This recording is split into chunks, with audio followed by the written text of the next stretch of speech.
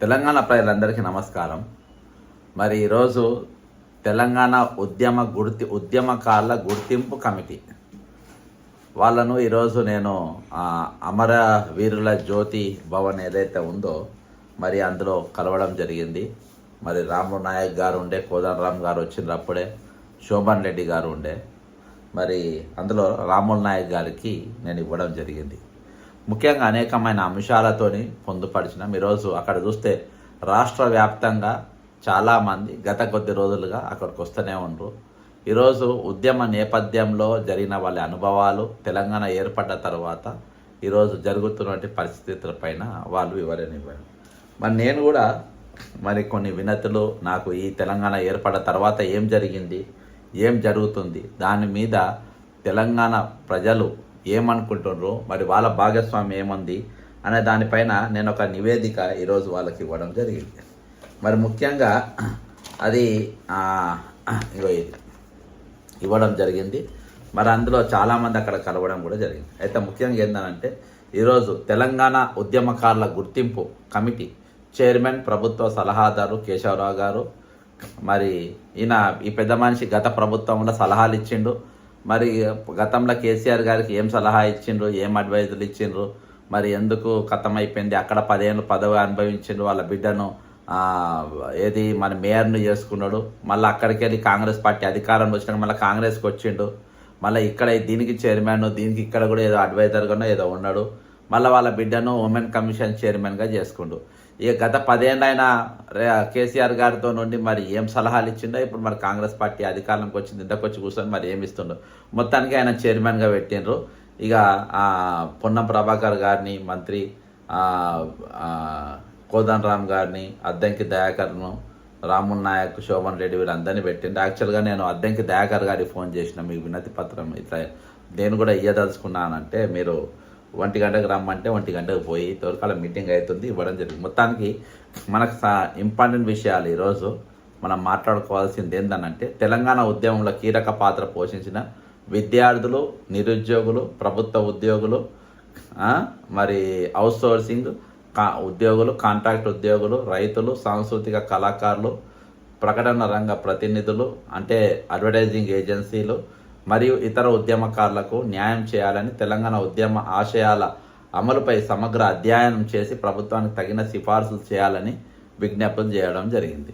ఈరోజు తెలంగాణ రాష్ట్ర సాధన కోసం జరిగిన చారిత్రాత్మక ఉద్యమంలో విద్యార్థులు, నిరుద్యోగులు, యువత, ప్రభుత్వ ఉద్యోగులు, అవుట్సోర్సింగ్ ఉద్యోగులు, కాంట్రాక్ట్ ఉద్యోగులు, పార్ట్ టైం టీచర్లు, పార్ట్ టైం లెక్చరర్లు, గెస్ట్ లెక్చరర్లు, రైతు, మహిళలు, కళాకారులు, అడ్వర్టైజింగ్ ఏజెన్సీల ప్రతినిధులు, ప్రజా సంఘాలు ముందు వరుసలో నిలబడి అపార త్యాగాలు చేశారు. స్వయం పాలన, నీళ్లు, నిధులు, నియామకాలు అనే మహోన్నత లక్ష్యం సాధన కోసం వారు ఎన్నో కష్ట నష్టాలు భరించారు. ముఖ్యంగా నిరుద్యోగ యువత తెలంగాణ ఏర్పడ్డ తర్వాత తమకు న్యాయం జరుగుతనే ఆశతో ఉద్యమంలో చురుకుగా పాల్గొన్నారు. గ్రూప్ 1 పరీక్షల సమయంలో తెలంగాణ రాష్ట్రం ఏర్పడితే తర్వాత పరీక్షలు రాస్తామని చెబుతూ ప్రశ్నాపత్రాలను కూడా అక్కడ చించి జై తెలంగాణ నినాదాలతో మరి పరీక్ష నుండి బయటికి రావడం జరిగింది. అయితే అలాంటి వాళ్లకు ఈరోజు ముఖ్యంగా బయటికి రావడం జరిగింది. మరి అయితే తెలంగాణ ఏర్పడ్డ తర్వాత కూడా నిరుద్యోగులకు తీరని అన్యాయం జరుగుతూనే ఉంది. 2016 గ్రూప్ 1 పరీక్షలు వాయిదా, మరి ఆ పేపర్ లీకు, 2022 ప్రశ్నపత్రాల లీకు, వేలాది మంది అభ్యర్థుల భవిష్యత్ దెబ్బతింది. తెలంగాణలో 33 జిల్లాల్లో దాదాపు ఇక్కడ నేను కంప్లీట్గా ఎన్ని ఖాళీలు ఉన్నాయి, చాలా పెద్ద షీట్ ఇది.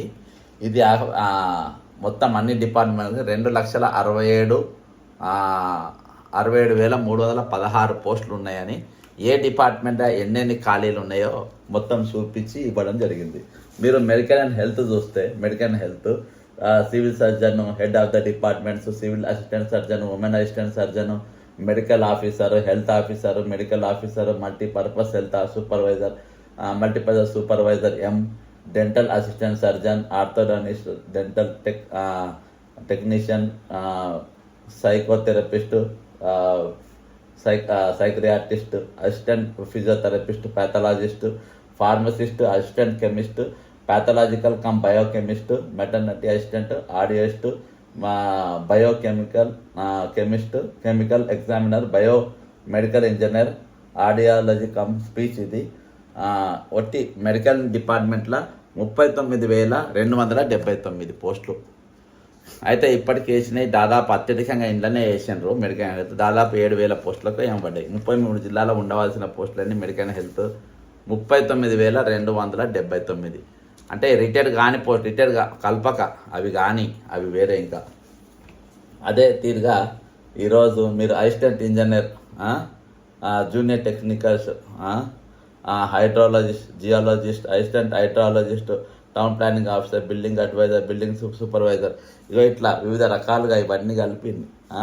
మరి మున్సిపాలిటీలో ట్రాన్స్పోర్ట్ డిపార్ట్మెంటు, జైల్ సర్వీసెస్ ఇవన్నీ కలిపి ఈరోజు deputy collector, deputy superintendent, commercial tax officer ఇవన్నీ గ్రూప్ 1 కింద.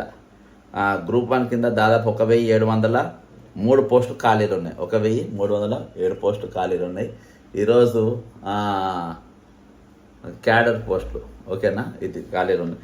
అంతేకాకుండా మరి 7,000 పోస్ట్ సాఫ్ట్వేర్ల, అంటే ఇంట్లో సాఫ్ట్వేర్ ఉంటుంది, 7,060 పోస్టులు. ఈ విధంగా టోటల్ ఖాళీలు 2,67,316. అంటే నేను దాదాపుగా 300, అంటే రిటైర్మెంట్ ఇవన్నీ కలిపి దాదాపు 3,50,000 ఉన్నాయని చెప్పి నా రీప్రజెంటేషన్లో పెట్టా.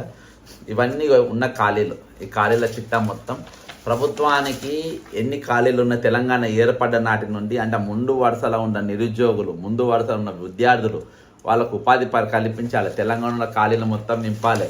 నింపుతానే నిజంగా బంగారు తెలంగాణ వీళ్ళు మాత్రమే తీసుకురాగలుగుతారు, వీళ్ళతోనే అవుతుందని చెప్పి మరి ఆ రోజు విద్యార్థులు, నిరుద్యోగులు అందరూ కూడా పోరాడి తెలంగాణ తెచ్చుకుంటే ఈరోజు ప్రభుత్వం దాదాపు 12 ఏళ్ళు అయితే తెలంగాణ 12.5 సంవత్సరాలు అయితే తెలంగాణ ఏర్పడి, ఈ 12.5 సంవత్సరాలలో ఏ డిపార్ట్మెంట్లో ఎన్ని ఖాళీలు ఉన్నాయి ఇవాటి వరకు గుర్తించాలి. దౌర్భాగ్యం ఈరోజు అంత దౌర్భాగ్యం. ఈ పూర్తి చిట్టా నేను ఈరోజు తెలంగాణ ఉద్యమకారుల కమిటీకి నేను ఇచ్చిన గుర్తింపు వాళ్ళ కమిటీ. ఎందుకంటే ఇవన్నీ ఉద్యమకాల పాల్గొన్న వాళ్ళే ఇది ఇచ్చింది. ఇది బీఆర్ఎస్ తయారు చేయాలి, లేకుంటే బీజేపీ తయారు చేయాలి. ఇవాళ మనం తయారు చేసి వాళ్ళకి ఇవ్వడం జరిగింది, ఓకేనా. ఇది నిరుద్యోగులకు సంబంధించిన ఇష్యూ. ఈరోజు మీకు సాక్ష్యాలతో సహా చూపెడుతున్నా ఎన్ని ఖాళీలు ఉన్నాయనేది. ఈరోజు సాక్ష్యాలతో సహా చూపెడుతున్నా. ఈరోజు నిరుద్యోగ యువత ఎందుకు ఇంట్రెస్ట్గా ఉంది, నిరుద్యోగ యువత ఎందుకు ఈరోజు ప్రభుత్వం పైన, గత ప్రభుత్వం కానీ ఈ ప్రభుత్వం కానీ ఏ ప్రభుత్వం దానిపైన ఎందుకు కోపంగా ఉన్నది. ఈరోజు ఇలా పోలీస్ నౌకర్లు కాక ఇంకా ఇలా పోలీస్ డిపార్ట్మెంట్, కానిస్టేబుల్ అవన్నీ కలిపితే 3,50,000. అదేంట 3,50,000 పోస్టులు ఇయాటి ఖాళీలు ఉన్నాయి. అందులో పోలీసులు, టీచర్లు, డిఎస్సీ టీచర్లు కూడా ఉన్నాయి ఇందులో. అదేంట టీచర్లు కాక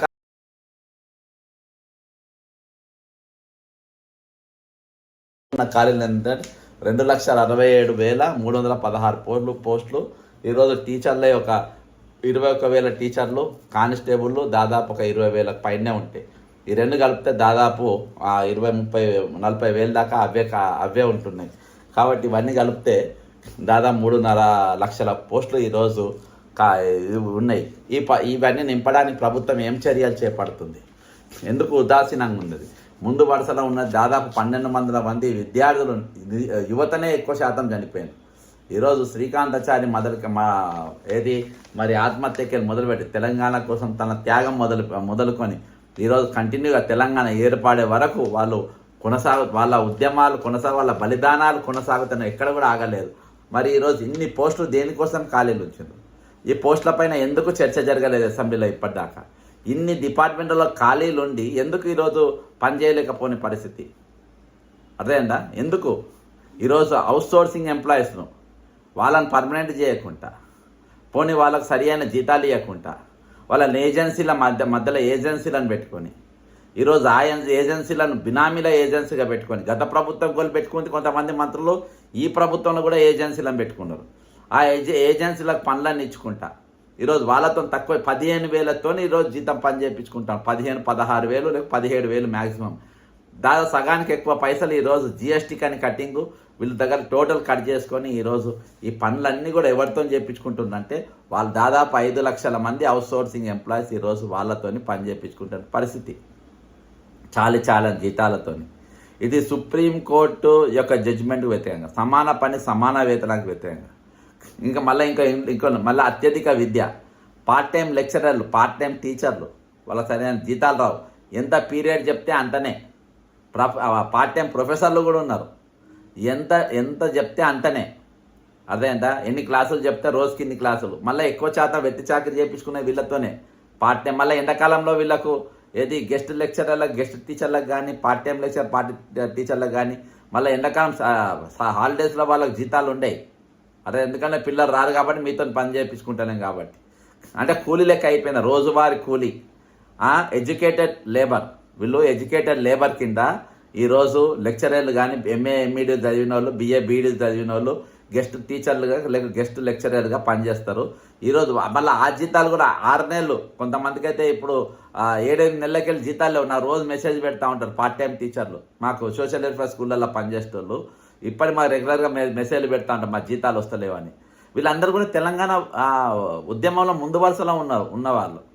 అదేందా దాని మీద నేను మొత్తం నివేదిక ఈరోజు తెలంగాణ ఉద్యమ గుర్తింపు సంఘానికి ఇవ్వడం జరిగింది. మరి దీని మీద ఇది చింపవతల పడేస్తారా, లేకుంటే నిజంగా వీళ్ళు ఇంతమంది ఈరోజు వేలాది మంది ప్రతి జిల్లాకెళ్ళి ఈరోజు ఇస్తూ ఉండరు, మరి వాళ్ళు నిజంగా న్యాయం చేస్తారా అనేది మనం చూడాలి. ఎందుకంటే ఈరోజు అక్కడ ఒకరిద్దరు తప్ప కోదండరామ్ అనేటోడు మాత్రం నంబర్ 1 ఫ్రాడ్ అంట. అదేదా నంబర్ 1 ఫ్రాడు.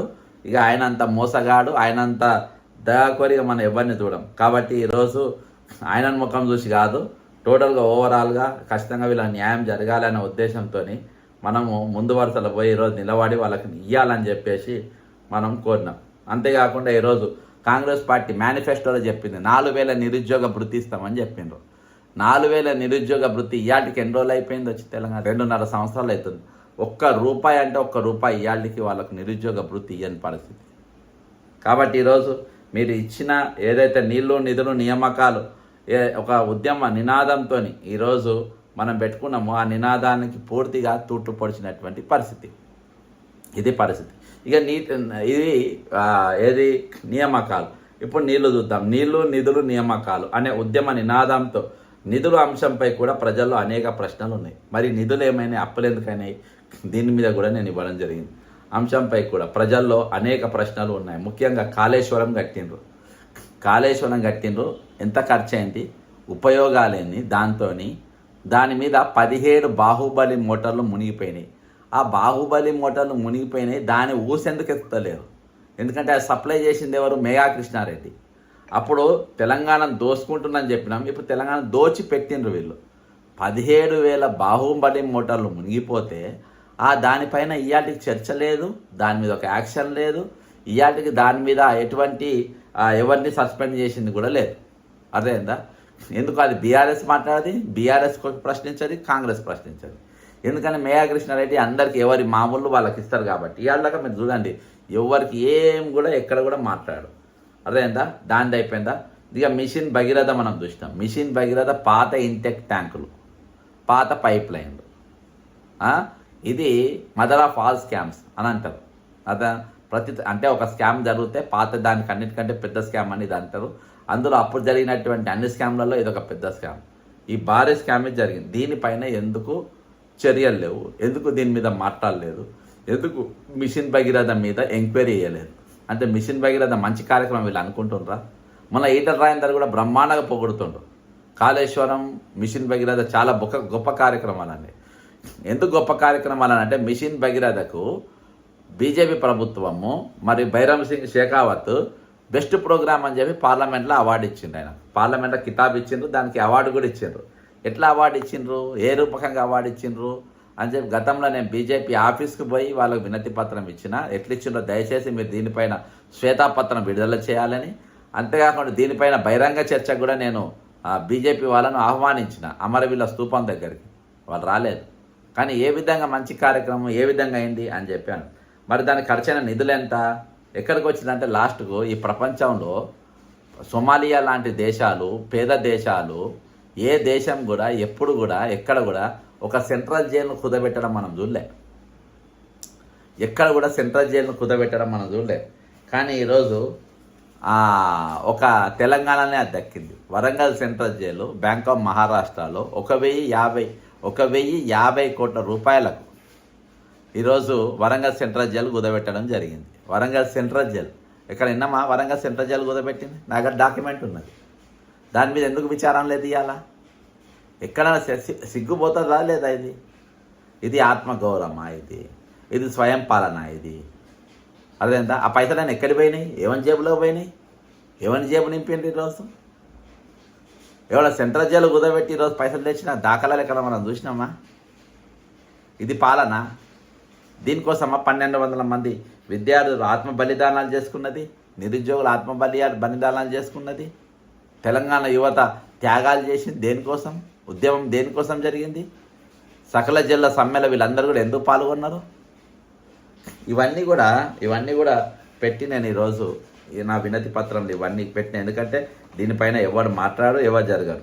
ఈరోజు కాళేశ్వరం, ఈరోజు ముఖ్యంగా కాళేశ్వరం, మిషన్ భగీరథ వంటి భారీ ప్రాజెక్టుల వ్యయాలు, అప్పులు, నిధుల వినియోగం, కాళేశ్వరం ప్రాజెక్టులో జరిగిన సాంకేతిక వైఫల్యాలు, మునిగిపోయిన భారీ పంపులు కారణాలు, బాధ్యులపై తీసుకున్న చర్యలపై సమగ్రంగా ప్రభుత్వం దీనిపైన ఒక వినతి శ్వేతాపత్రం విడుదల చేయాలని నేను ఈరోజు డిమాండ్ చేయడం జరిగింది. ఇక నిజంగా ఈ నిధులు అనేది నీళ్ళల్లో ఎట్లా కలిపి వెళ్ళిపోయినాయో, ఎట్లా ఈరోజు దోచి మేయాకృష్ణ గారు పెట్టినరో, ఏ విధంగా ఆయనకి వెళ్ళి వాటాలు తీసుకున్నారో, ఎందుకు ఇవాళ దాకా ఒక్కటి కూడా ప్రూవ్ చేయలేని పరిస్థితి వచ్చిండ్రో, ఎందుకు దేనికోసం ఈరోజు ఆయన కాపాడుకుంటూ వచ్చిండ్రో, మిగిలిన బడ్జెట్తో ఏర్పడ్డ తెలంగాణ ఈరోజు ఎందుకు అప్పుల పాలైంది? ఈరోజు ప్రాణహిత చేవెళ్ళ కొన్ని డబ్బులు ఖర్చు పెడితే దాదాపు ఒక 20-30 వేల కోట్లు ఖర్చు పెడితే మొత్తం బ్రహ్మాండంగా కార్యక్రమం జరిగిపోయేది. అర్థమైందా? కానీ ఈరోజు ఇంకా అదనంగా ఇచ్చింది ఎంత? ఒకసారి ఆ రెండింటి మీద వివరాలు ఇంజనీర్లు ఉన్నారు కదా, ఇప్పుడు చెప్పండి మీరు. ఈరోజు ప్రాణహిత చేవేళ్లకు కాళేశ్వరంకు తేడా అయ్యింది. నంబర్ 1. ఈరోజు దాని మెయింటెనెన్స్కి ఎంత ఖర్చు వస్తుంది, దీని మెయింటెనెన్స్ ఖర్చు వస్తుంది. నంబర్ 2. నంబర్ 3, ఇప్పుడు దానివల్ల ఎన్ని ఎకరాల భూములకు నీళ్లు పోతాయి ప్రాణహిత చేవేళ్ల వల్ల, ఈరోజు దీనివల్ల ఎన్ని ఎకరాల భూమి నీళ్లు పోతాయి, ఈరోజు దానికెంత కరెంటు కాలుతుంది, దీనికెంత కరెంటు కాలుతుంది. ఇవన్నీ కూడా వేరే దయచేసి దానికి ఎంత అప్పులు తెచ్చిండ్రు, దీనికి ఎంత అప్పులు తెచ్చిండ్రు, ఇవన్నిటిపైన ఒకసారి డిబేట్ పెట్టండి. డిబేట్ పెట్టి ఒకసారి చర్చించి దీనిపైన ఒక యాక్షన్ అని తీసుకోవాలి. ఈరోజు ఇంత స్పష్టంగా చూస్తూ ఉంటే కేవలం నిర్మాణాలు. ఈరోజు సెక్రటరియట్, పాత సెక్రటరియట్ ఇంకొక 50-60 సంవత్సరాలు వస్తే సెక్రటరీ కూలగొట్టి కొత్త సెక్రటరీ కట్టిండ్రు. ఎవరు కట్టమన్నారు? అది దేనికోసం కట్టిండ్రు? ఈరోజు తెలంగాణ ఉద్యమంలో మన బంగ్లాలన్నీ పాతబడ్డ బంగ్లాలన్నీ కూలగొట్టి కొత్త బంగ్లాలు కడదామనా? దేనికోసం? ఈరోజు డబ్బులు ఎందుకు అంటే నిర్మాణాలతోని ఒక దిక్కు పేరు వస్తుంది, ఇంకో దిక్కు వాళ్లకు డబ్బులు వస్తాయి, కమిషన్లు వస్తాయి. నేను బాజాప్తా ప్రూవ్ చేసిన తెలంగాణ సచివాలయంలో కొన్నటువంటి ఎలక్ట్రానిక్ కాంపోనెంట్స్, అంటే అందులో స్విచ్లు కానీ, లైట్లు కానీ, లేకుంటే ఈ టెలిఫోన్లు కానీ, కంప్యూటర్ కానీ, సిస్టమ్లు కానీ 300 కోట్ల గోల్మాల్ జరిగిందని బాజాప్తా చెప్పిన. దాని మీద 1-2 సార్లు బాగా చర్చ జరిగింది. యాక్షన్ చూసుకుంటున్నట్టు చూపెట్టిండు. డెక్కన్ క్రానికల్లో చాలా పెద్ద నా ఫోటో పెట్టి రాసిండు. ఆ స్కామ్ నేనే బయటికి తీసిన కాబట్టి రాసిండు. కథ 3వ రోజుకి బంద్. ఇయాటి దాకా మళ్ళీ దాన్ని ఊసేత్తలే. దేనికోసం మాట్లాడతలేరు మీరు? ఆ స్కామ్ కాదా? అంటే ఇక్కడ తెలంగాణలో సిండికేట్ ప్రభుత్వం నడుస్తుంది. వీళ్ళంతా ఒకటే దోపిడీ చేసుకున్నవన్నీ అందరూ వాటాలు పంచుకుంటారు కాబట్టి అలా ఎవరు మాట్లాడతలేరు. అదేందా? ఎవరు కూడా మాట్లాడే గొంతుకలు కూడా వాళ్ళతో చేతులు కలిపినరు. మాట్లాడే గొంతుకలు కూడా ఈరోజు ప్రభుత్వంతోనే చేతులు కలిపినటువంటి పరిస్థితి ఉంది. వీళ్ళందరూ కూడా ఒకటే. బయటికి నువ్వు కొట్టినట్టు చేయి, నేను ఏడిచినట్టు చేస్తా, అంతకుమించి ఈరోజు ఏం లేదు. వాస్తవానికి నేను ఇప్పటిదాకా మీకు చూపించినటువంటి పత్రం పైన ఎవరు కూడా చర్చ జరుపుతలేరు. ఈరోజు జరిగిన ఇంత పెద్ద భారీ స్కామ్ పైన ఎవరు మాట్లాడతలేరు. ఇంత పెద్ద ఎత్తున ఈరోజు నిధులు గోల్మాల్ అయిపోతే ఎవరు మాట్లాడతారు? ఈ నిధులు మిగులు బడ్జెట్తో ఏర్పడ్డ తెలంగాణ ఈరోజు అప్పుల పాలు కావడానికి ప్రధాన కారణం ఏంటంటే ఈ భారీ కట్టడాలు, భారీ నిర్మాణాలు. ఈ భారీ కట్టడాలు, భారీ నిర్మాణం వల్ల తెలంగాణ బతుకులు ఏం మారినాయి? తెలంగాణ రైతుల బతుకులు మారిందా? తెలంగాణ విద్యార్థుల బతుకులు మారినాయా? తెలంగాణ నిరుద్యోగుల బతుకులు మారినాయా? ఈరోజు వాళ్ళకి ఎవరికైనా స్వయం ఉపాధి కల్పన కార్యక్రమాలను చేపట్టిన తెలంగాణ ఏర్పడిన తర్వాత పోనీ ఎక్కడైనా చిన్న చిన్న పారిశ్రామిక వాళ్ళలేమన్నా నిర్మించిండ్రా? కాటేజ్ ఇండస్ట్రీస్ ఏమైనా తయారైనాయి ఈరోజు తెలంగాణలో? ఏవి రాలేదు. భారీగా దోపిడీ జరిగినాయి, పెద్ద ఎత్తున స్కామ్లు జరిగినాయి. ప్రశ్నించిన వాళ్ళను గత 10 సంవత్సరాల జైళ్ళల్లో పెట్టిండ్రు, కేసులు పెట్టిండ్రు, 3rd డిగ్రీ ఎక్కించిండ్రు, ఫోన్ ట్యాపింగ్లు చేసిండ్రు, ఎవడేం మాట్లాడుతుండో విన్నారు, ఎవడే లోపటేసి కొట్టిండ్రు. ఇది జరిగిన తతంగం అంతా ఇదే గత 10 ఏళ్ళు. అంతా మించి నడిచింది ఏం లేదు. ఈరోజు పెద్ద ఎత్తున దోపిడీ జరిగింది.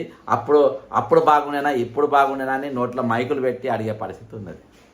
కాబట్టి ఈరోజు నిధులు ఆ విధంగా నిధులు ఈ విధంగా గోల్మాడవడం వల్ల జరిగిన పరిణామాలపైన మన చర్చ. ఇప్పుడు ఇంకోటి 3వ అంశంగా నేను ఈ వినతి పత్రంలో నేను ఇచ్చిన వినతి పత్రంలో ఇంకోటి, ఈరోజు తెలంగాణ ఉద్యమంలో ముందు వరుసల విద్యార్థులు, నిరుద్యోగులు అందులో ఉద్యోగులు ఉన్నారు.